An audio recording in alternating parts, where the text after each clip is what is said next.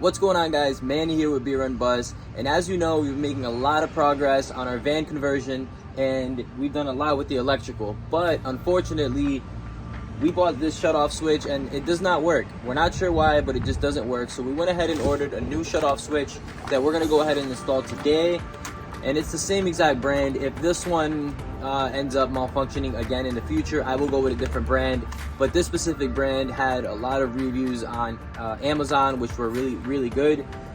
So I'm gonna go ahead and take this off, install a new one, and then also I'm gonna re-shrink wrap this guy right here. It seems a little like it's wanting to come off a little bit, so I'm gonna go ahead and re-shrink wrap that and then connect it back to the Lynx distributor and see if everything works. So let's go.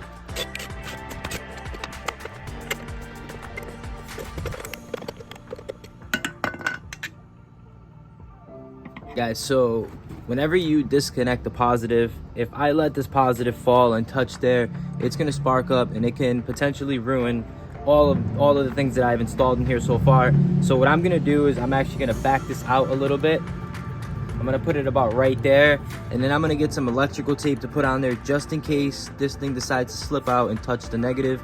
That's very important. Be sure to take that extra step just to avoid a lot of potential problems that can happen.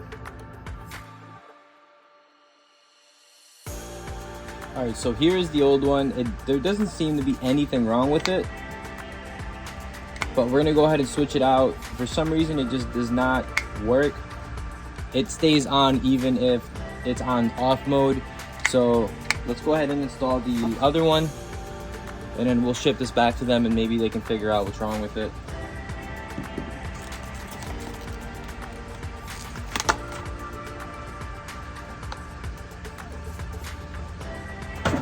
So this is the new one here. This just comes apart like this, and then you have your nice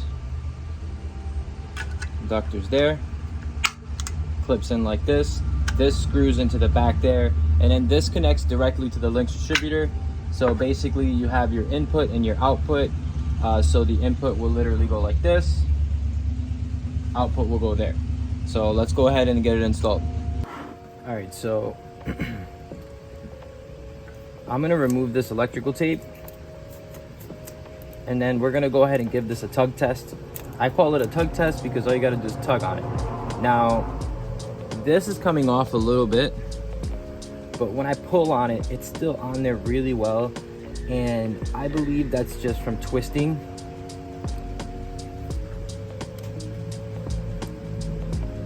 I don't think that's gonna come off of there. And unfortunately, I don't have any more shrink wrap that's this thick. This is a very thick wire. So I'm just gonna go ahead and put some electrical tape on it. This is the best quality 3M electrical tape that I can find.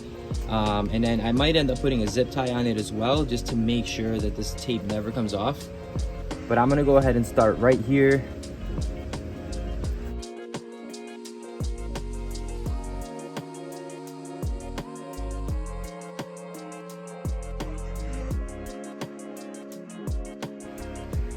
So that's how it looks from behind, and then you just go ahead and put your nuts right there, tighten them up, and that is pretty much it.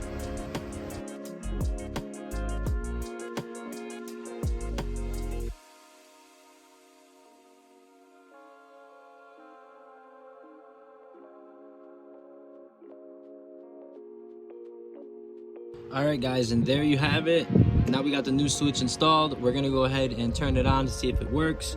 Currently, everything is zeroed out, which means there's no power going to anything. So we're gonna go ahead and click the on button. And there we go. We are charging, our solar's charging almost at 20 amps. Really nice little system. Hopefully this one doesn't give us any issues. If it does, I'm gonna go ahead and let you guys know about it. I'll return it and get a different brand, but that was a success. All right, so I know I'm gonna get a ton of questions on how did the electrical system work, so I'm gonna give you guys a quick rundown of exactly the way all these components work. Guys, so down underneath, under here, we have 500 amp hours of lithium batteries, all connected in parallel. Then up top, we have 600 watts of solar, which all come into the solar controller. We have a DC to DC charger. We have our 120 volt AC fuse box. And then we have our Lynx distributor with a shutoff switch and a battery monitor. So I already loosened this, so I'm just gonna go ahead and explain the way this works. So, oh yeah, we also have a inverter charger, which is back there, which I will also explain. So basically the way this works is the negative and positive from the solar is gonna come into here, and then it's gonna go through the system, then come back out and go behind this wooden wall into here. All right, and then same thing for this. The power is going to come from the alternator, going through there, come back out through there, go into here. The same thing with the inverter charger. It's going to go in through there, come back to here, and then the AC fuse panel back there as well. Now, all the power directly goes through this machine here. All right, I'm calling it a machine, but it's not. It's a component. But it directly goes through here. So what happens is, this is the positive bus bar, and then this is the negative bus bar down here. In order for power to go through it, it needs to come from the batteries in through here, through our shutoff switch, through here, through the fuses, then to the component. Okay, so if there's some type of short anywhere, these fuses will pop and it'll cut the power to whatever is messed up, in other words. And then if you want to shut off all the power, you can go ahead and just turn the switch right here to off mode and everything will shut off. Then for the negatives, they're all underneath. There's this little piece of plastic and all the negatives run underneath to this bus bar, and they come into through this shunt right here and to this battery monitor.